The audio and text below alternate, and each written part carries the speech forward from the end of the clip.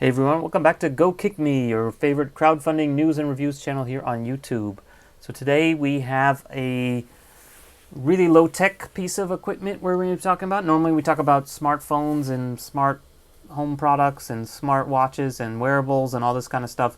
Today we have a wearable, not-so-smart thing, even though it has the name iGuaneye Jungle. Barefoot comfort everywhere. So I actually have the video loaded up here, but let me go down to the pictures first. So this is kind of I don't know how to describe it, like a sandal or like a really minimalist shoe. It basically just covers your big toe and the back of your heel, and apparently that's enough for it to stay on while you're doing all kinds of stuff. So it doesn't cover the tops of your feet at all. It gives you lots of air, I guess. And you can jump in it, you can run in it, you can go up and down stairs, you can walk on rocks. You name it, it'll protect your foot. So it's basically just like the sole of a shoe with kind of a couple sort of things that grab onto you. These flexible elastomer things on a cork. So it's kind of like Tevas or whatever. Some nice, good cork sole with leather on top even. And then this kind of latex thing that goes on top to sort of wrap around your toe and foot and hold on. And they have also a light version, which is not cork, which is just ultra light waterproof. I guess it's just foam. And you can actually swap out these elastomer pieces. You can mix and match colors, etc., etc. So actually pretty cool. Like design-wise, it looks cool. The question is, does it really work or not?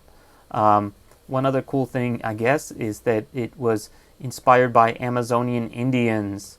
So apparently they used to cut open some of these rubber trees and collect all the rubber and then like dip their foot in it to protect their feet in the jungles. So this picture actually is pretty funny. So this Native American dude is, aside from wearing shorts, he's also wearing a digital watch. And this guy looks like he's wearing iguanas with his little anklets. And this guy, I don't know what's up with this guy. He's like a hippie who has a camera drawn on his drawn-on shirt. I don't know what's going on there. But anyway, so sort of starting from this starting point, they evolved. I should note that this is actually the second product from this group. They had one called Free Shoes or Freshos. And so that was very similar.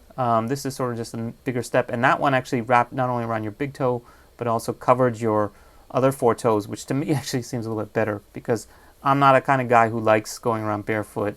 And so even when I do wear flip-flops to the beach or whatever, I'm always worried about just my feet getting messed up or whatever, or burning, or you name it. So the previous one in some ways is a little bit better. Maybe not quite as good for the active stuff.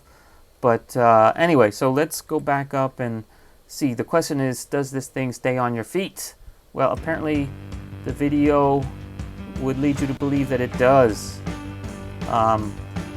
At least in these, they're doing pretty much everything you would do every day. And I can imagine, like, compared to some flip-flops, it's definitely better for running than that. Beach, and ideally anywhere. But on rough ground, our feet need to be protected. Flip-flops and other type of sandals have a design that haven't evolved for centuries. They are inefficient and old-fashioned. Well, I don't know about that. If they lasted for centuries, I think they're pretty efficient then. They get the job done at least. Personally, like I said though, I'm not the kind of barefoot free spirit type. So this thing doesn't really appeal to me. But if it's good, I'll give it a fair chance. Technical rubber will only wrap around your big toe and your heel. By doing so, it secures a thick and soft ergonomic sole. They assemble together like a So one of the questions I always have with these kind of things are, how does it, hold up in all the conditions? So in some cases, like with a flip-flop, if you're walking a certain way, you have to hold your feet down to hold the thing on, for example. Otherwise, sometimes when you're walking really fast, your flip-flop will slip off and you have to go back and get it or whatever. So does that hold for this thing too? If you flex your foot downwards, for example, will it pull off? Or if you lift your toes up too much, does the back flip off? If you're walking in something slippery? Does it come off the side, for example? Feeling is amazing. The iGuaneye jungle lets you before. So, of course, if you take their word for it, it's the awesomest thing ever. And waterproof. We are now aiming at making this dream product come to life. We have 1 month to reach our goal. Please join us by sharing the link below on your social media. So the question is, how do these things hold up? And it's actually not too bad. I checked around, so I looked at pictures of the old one, and I came across some pictures of a review. And so it turns out some lady, some PhD student in, I think she's in the UK, called Chewy Travels, actually did a pretty in-depth review where she used these things for quite a while, and she actually updated multiple times over there.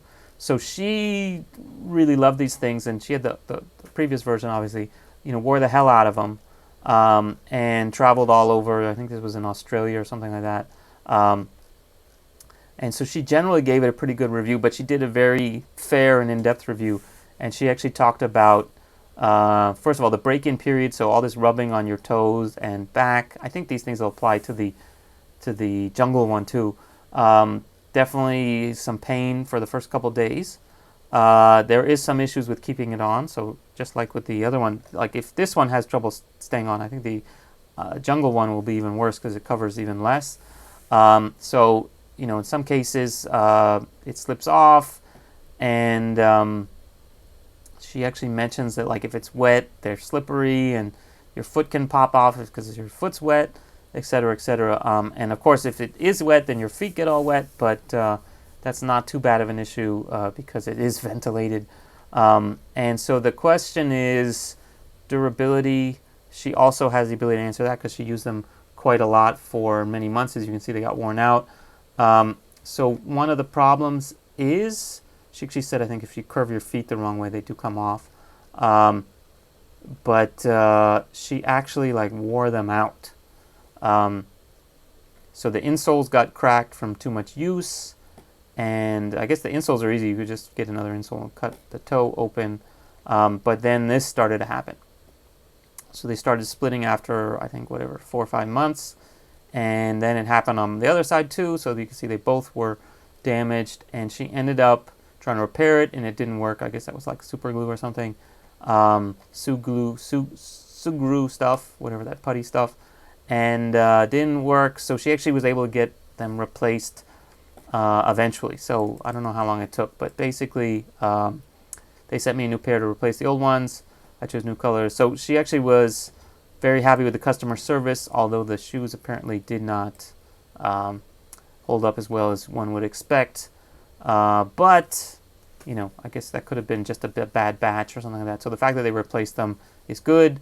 And now, 9 months later, she has a new pair. She can keep wearing them. So the good and the bad in there on the previous version. So the question is now, can you take that and help make an informed decision on the on the new version?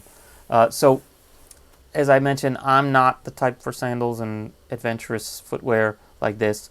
So for me, I wouldn't say I'm going to do it. But if you're really into Birkenstocks, Birkenstocks are expensive too. So $99 doesn't seem so bad. They should be ready in a couple months. I have to say these guys are also very good on the comments and updates. Apparently, so they just posted yesterday that they closed the deal.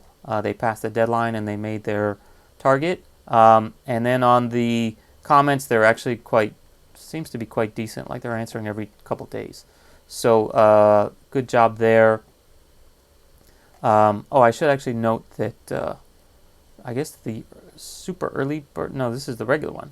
Super early bird special, but you can still get it. $49 for one pair of the light ones, which is the not cork, the rubber ones, foam ones. So that's actually pretty good. And the Luxe super early bird was $69. So can you still get it? I guess you can still get it. So at those prices, yeah, that's actually not so bad, right? Definitely cheaper than a pair of Birkenstocks. So if you feel like you're the kind of person who likes to be flip-floppy going outside and stuff like that, that's your type of thing, I would say give it a try. Personally, I'm not going to, but anyway, that's just my 2 cents. looks pretty interesting. If I start seeing people walking around on the street with these things, I'll actually be pretty impressed. So anyway, that's it for the iGuaneye jungle. So what am I supposed to give that then? I guess that's a thumbs up, except not for me and not for you if you're like me. But yeah, so thanks for checking this video out. If you enjoyed it, please give us a thumbs up and consider subscribing. And don't forget to click on the link if you want to find this in the description. And if you guys have any suggestions for other crowdfunding reviews, etc., if you have any products you'd like us to review, let me know. You can find us on Twitter at GoKickMe and also Facebook at GoKickMe. See you next time. Bye.